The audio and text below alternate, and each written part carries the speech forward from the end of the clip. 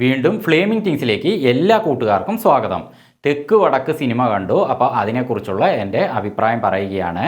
Director Prem Shankar, producer Anjana Philip, cinematography Suresh Rajan, story Harish, editor Kiran Das. പിന്നെ ഈ സിനിമയിൽ അഭിനയിച്ചിരിക്കുന്നവർ വിനായകൻ, സുരാജ് വെഞ്ഞാറമൂട്, കോട്ടയം രമേശ്, മെറിൻ ജോസ്, വിനീത് വിശ്വം, മെൽവിൻ ജി ബാബു, പിന്നെ ഷമീർ ഖാൻ, പിന്നെ മറ്റു താരങ്ങളും. ഈ സിനിമ ഫുള്ളായിട്ടും ഒരു കോമഡി എൻ്റർടൈനർ മൂവിയാണ്.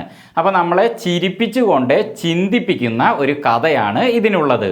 കോടതി കേസ് അങ്ങനെയുള്ള കാര്യങ്ങളിലൊക്കെ യഥാർത്ഥത്തിൽ എന്തൊക്കെയാണോ സംഭവിക്കാറ് അതൊക്കെ ഈ സിനിമയിൽ ശരിക്ക് അവതരിപ്പിച്ചിട്ടുണ്ട്. പലരും സ്വത്ത് തർക്കം, അതിർത്തി തർക്കം, കുടുംബ വഴക്ക്, അതേപോലെ മറ്റ് ചില പ്രശ്നങ്ങൾക്കൊക്കെ വെറുതെ ആവശ്യമില്ലാതെ, ആവശ്യത്തോടെ കേസ് കൊടുക്കുന്നവരുണ്ട്, പക്ഷേ ആവശ്യമില്ലാതെ മനസ്സിൽ പകയും വാശിയും ഒക്കെ വെച്ചുകൊണ്ട് കേസ് കൊടുത്ത് ഇങ്ങനെ കൊണ്ടുപോകാറുണ്ട്.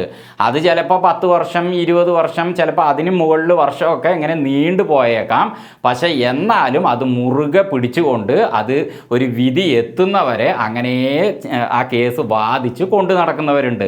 അവസാനം അതിനൊരു വിധി വരുമ്പോഴോ ഒരു പക്ഷേ അതിൽ നമുക്ക് വിജയിക്കുമ്പോൾ ലഭിക്കുന്ന ലാഭത്തേക്കാൾ എത്രയോ പണം ആ കോടതിയിലെ കേസിന് വാദിക്കാൻ വേണ്ടി അത്രയും കാലം നമ്മൾ ചിലവാക്കിയിട്ടുണ്ടാവും. പക്ഷെ എന്നാലും കുഴപ്പമില്ല, അതിൽ നമുക്ക് തന്നെ വിധി വരണം, അനുകൂലമായി വരണം എന്ന് പറഞ്ഞിട്ട് പലരും കേസിനെ മുറുകെ പിടിച്ച് അങ്ങനെ കൊണ്ടുപോകാറുണ്ട്.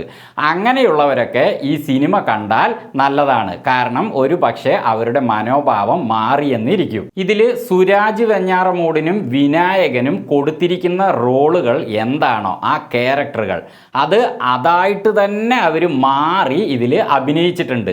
അത് കോമഡി രൂപത്തിലും അതേപോലെ നമ്മളെ ചിന്തിപ്പിക്കുന്ന രീതിയിലും അവർ നന്നായിട്ട് ചെയ്തിട്ടുണ്ട്. അതേപോലെ തന്നെ ഒരു മരണ വീട്ടിൽ മരിച്ചു കിടക്കുന്ന ആൾക്ക് ചുറ്റും നിൽക്കുന്നവർ, കുടുംബക്കാരായാലും കൂട്ടുകാരായാലും അവിടെ വെറുതെ വന്ന് കാണാൻ വരുന്നവരായാലും ഒക്കെ അവർ എങ്ങനെയൊക്കെയാണ് അവിടെ പെരുമാറുക, മരിച്ചു കിടക്കുന്ന ആളെക്കുറിച്ച് എന്തൊക്കെയാണ് പറയുക, അങ്ങനെയുള്ള കാര്യങ്ങളൊക്കെ യഥാർത്ഥത്തിൽ എങ്ങനെയൊക്കെയാണോ സംഭവിക്കുക അതൊക്കെ ഈ സിനിമയിൽ അങ്ങനെ തന്നെ കാണിച്ചിട്ടുണ്ട്. പിന്നെ ഈ സിനിമയിൽ കഥയ്ക്ക് ഇണങ്ങിയ രീതിയിലുള്ള പാട്ടുകളുണ്ട്, അതിന് നല്ല മ്യൂസിക്കുമുണ്ട്.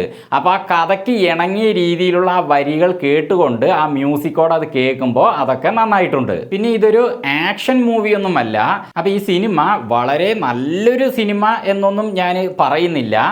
ചിരിച്ചുകൊണ്ടും ചിന്തിച്ചുകൊണ്ടും യാഥാർത്ഥ്യത്തെ മനസ്സിലാക്കിക്കൊണ്ട് കണ്ടിരിക്കാം. ചുരുക്കി പറഞ്ഞാൽ ഈ സിനിമ നമ്മളെ പഠിപ്പിക്കുന്നത് നമ്മൾക്ക് ജീവിതം എന്ന് പറയുന്നത് കുറച്ച് കാലത്തേക്കേ ഉള്ളൂ.